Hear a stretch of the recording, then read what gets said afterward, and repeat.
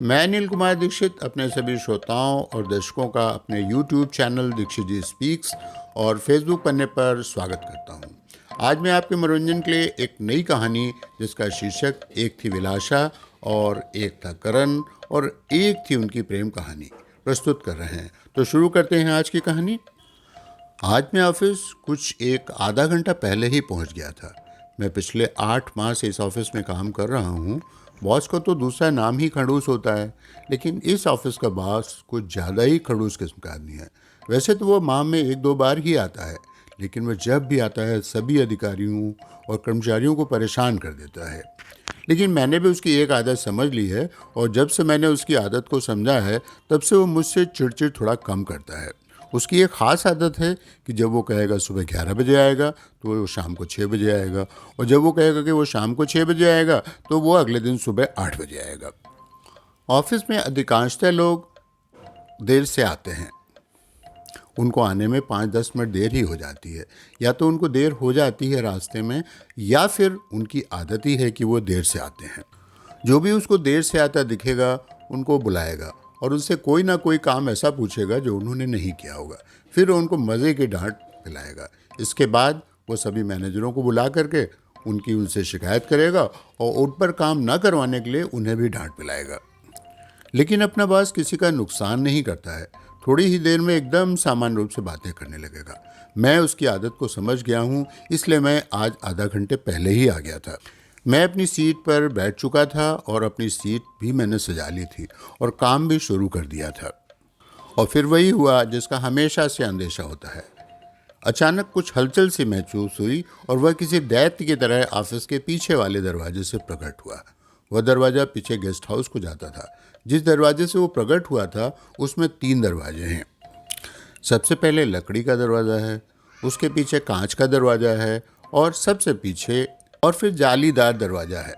उसके पीछे पर्दा पड़ा होता है।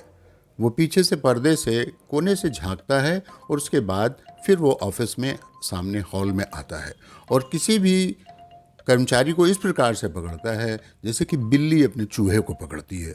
और इस काम को करने के बाद वो अत्यंत खुशी खुशी अपनी चेन से ऑफिस में चला जाता है और केबिन में बैठ जाता है। लेकिन आज उसे कोई ऐसा आदमी मिला नहीं, और चूंकि मैं तो आकर के बैठ ही चुका था और बाकी लोगों के भी आने का टाइम नहीं हुआ था। इस तेजी के साथ से प्रकट हुआ था, उसी तेजी से चलता हुआ मेरे सामने से निकलता हुआ अपने चैम्बर की तरफ बढ़ा और मुझसे बोला, करण अंदर आना। जब मैं उसके केबिन के अंदर पहुंचा तो वो अपनी विशालकाय कुर्सी में धंस चुका था।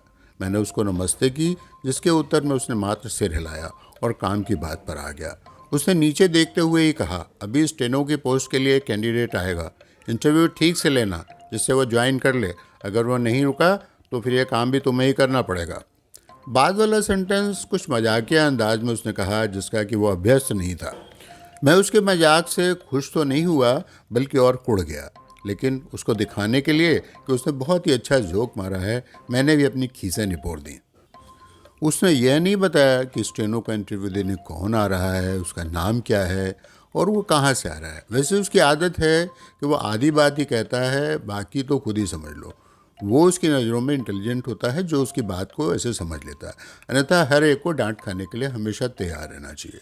लोग भी ढीठ हो गए हैं, डांट खाने के बाद मुस्कुराते या हंसते हुए उसके सामने से हट जाते हैं। अब आगे इंटरव्यू की बात करते हैं। मैं परेशान हो गया कि मैं इंटरव्यू कैसे लूँगा। मैंने आज तक तो इंटरव्यू लेना क्या, मैंने तो दिया भी नहीं है, ना कोई एप्लीकेशन, ना नाम, ना कुछ, बस इंटरव्यू ले लो। इस कंपनी में तो मुझे सिफारिश से नौकरी मिल गई थी। मैं सोचने लगा कि मैं स्टेनोटाइपिस्ट के अपॉइंटमेंट के लिए कैंडिडेट से क्या पूछूंगा। दिमाग देने पर याद आया कि बॉस ने जैसे मेरा इंटरव्यू लिया था वैसे ही मैं इसका भी ले लूँ। बॉस से मिल करके आने के बाद मैं अपने काम में लग गया। मुझे अपने अगल बगल की कोई खबर नहीं रही कि कौन आ जा रहा है। बॉस का आतंक ही ऐसा था। अचानक बॉस ने 2 बार कॉल बेल दबाई। 2 बार कॉल बेल दबाने का मतलब है सभी को पता है कि वे स्टाफ के किसी सदस्य को बुला रहे हैं। मैंने सिर उठा करके उनके केबिन की तरफ देखा।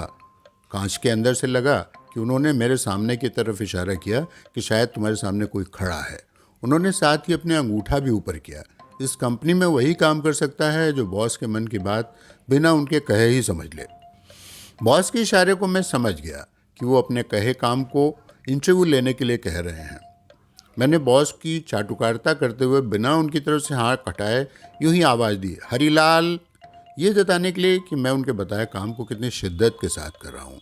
हरीलाल एक स्वामी भक्त चपरासी था और बॉस और स्टाफ के सभी लोगों का मुंह लगा था।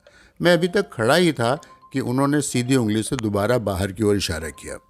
अब मैंने सिर घुमाया और सामने देखा तो मेरा जी धक से रह गया। मैंने देखा कि मेरे सामने एक लड़की खड़ी थी। ये तो मेरा पहला अनुभव था कि कोई लड़की मेरे इतने करीब है। मेरा दिल ज़ोर ज़ोर से धड़कने लगा। मैं उसको देखता ही रह गया। तो फिर उसने ही चुप्पी तोड़ी, बोली कि मैं स्टेनो का इंटरव्यू देने आई हूँ। अभी तक मैं कुछ संयत हो चुका था। मेरे सामने मुझसे कद में करीब 2 इंच छोटी, दुबली एक लड़की, जिसका रंग ऐसा था जैसे सफ़ेद रंग में हल्की सी स्याही या नीला रंग मिला दिया गया हो। एक 20-22 वर्ष की ठीक ठाक युवती खड़ी थी। चौड़ा चंद्रमा के समान माथे पर, कमान सी भौं के बीच में लाल रंग की छोटी सी बिंदी और उसके नीचे हिरनी सी 2 बड़ी बड़ी काली आंखें। आंखों के गुलाबी रेशमी डोरों ने आंखों की शोभा को और बढ़ा दिया था। दोनों आंखों के बीच में एक छोटी सी नाक थी जो आगे की तरफ कुछ गोल थी। 2 कमल के फूल की पत्तियों से गुलाबी होंठ जैसे हर एक को आमंत्रण सा दे रहे हों। मैं तो बस उसको बेवकूफ़ों की तरह देखते ही रह गया। जब उससे नहीं रहा गया तो उसने कहा, मैं इंटरव्यू देने आई हूँ। जब वो बोली तब मेरी एकाग्रता भंग हुई। ये अचानक से आवाज़ के द्वारा हुआ दृश्य परिवर्तन से मैं कुछ हड़बड़ा गया और अपनी कुर्सी पर बैठता हुआ बोलो, नमस्ते नमस्ते, बैठिए आप बैठिए। वो बैठ गई और बोली, सर आप अपना काम कर लीजिए, मुझे कोई जल्दी नहीं है। शायद वो समझ गई थी कि मैं उसको देखकर कुछ घबरा गया हूँ।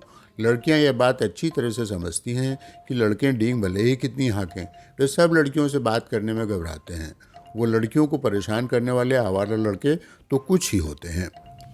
मैंने उसके एजुकेशनल सर्टिफिकेट आज देखे। मैंने उससे पूछा कि क्या आपके घर में कोई income tax, sales tax, police, वकील, राष्ट्रीय कार्यालय में तो काम नहीं करता, और अगर करता है तो किस पद पर है। उसने सभी का उत्तर ना में दिया। लाला ने मुझे भी रखते वक्त यही पूछा था, जबकि मुझे भी एक राष्ट्रीय डिपार्टमेंट वालों की सिफारिश पर ही रखा गया था। अब वक्त आ गया था डिक्टेशन लेने का। वैसे तो मेरा भी हाथ अंग्रेजी में तब तंग ही था, फिर भी मैंने एक पुरानी चिट्ठी से उसको डिक्टेशन दी और टाइप करने को कहा। ये काम उसने बहुत ही अच्छे ढंग से किया। मैंने स्पीड चेक की, बहुत अच्छी थी। मैंने उससे कहा, मैडम आप पास हो गई, आपकी नियुक्ति की रिकमेंडेशन मैं बॉस के पास भेज रहा हूँ। मैंने सोचा था कि शायद वो थैंक यू बोलेगी, लेकिन वहाँ से तो कुछ दूसरा ही प्रश्न मेरे सामने आ गया। वो बोली, लेकिन आप मेरी रिकमेंडेशन किस आधार पर भेजेंगे? और आपने पूरा इंटरव्यू तो ले लिया, लेकिन मेरा नाम तो मुझसे पूछा ही नहीं। उसके इस अचानक प्रश्न करने से मैं कुछ हड़बड़ा गया और झेप भी गया। मैंने सर उठाया तो उसकी आंखें उसकी आंखों से लड़ गईं। मैं ज़्यादा देर आंखें नहीं मिला सका और इधर उधर देखने लगा। मैंने ऑब्जर्व किया कि ऑफिस का ज़्यादातर स्टाफ मेरी ही ओर चोर निगाहों से देख रहा था, लेकिन बॉस की उपस्थिति की वजह से कोई पास नहीं आ रहा था और हालचाल भी नहीं पूछ रहा था। हमारे यहाँ ऐसा ही होता है। अगर कोई सुंदर महिला किसी स्टाफ के पास किसी काम से बैठी हो तो वह व्यक्ति सबसे ज़्यादा और सबके आकर्षण का केंद्र हो जाता है। वैसे भले ही 4th क्लास स्टाफ किसी को नमस्ते ना करे, लेकिन उस दिन ज़रूर नमस्ते करेगा और हाल चाल पूछने भी सीट पर आ जाएगा जिस समय उसके पास कोई महिला या लड़की बैठी हो। अब वो चाहे जैसी भी हो, उसे बस मैस्कुलिन होना चाहिए। मैंने उत्तर दिया और कहा, मैंने आपका नाम तो आपकी मार्कशीट में देख लिया है, रिकमेंडेशन मैं आपके एप्लीकेशन पर ही कर दूंगा। वह बोली, लेकिन वह एप्लीकेशन है कहाँ पर? उसका नाम विलासा था। केरल की अलेप्पी ज़िले की रहने वाली थी और एजुकेशनल क्वालिफिकेशन BA थी। मैंने कहा, बॉस से मांग लूँगा। वो बोली, अगर काम चले तो मैं दूसरी कॉपी दे दूँ।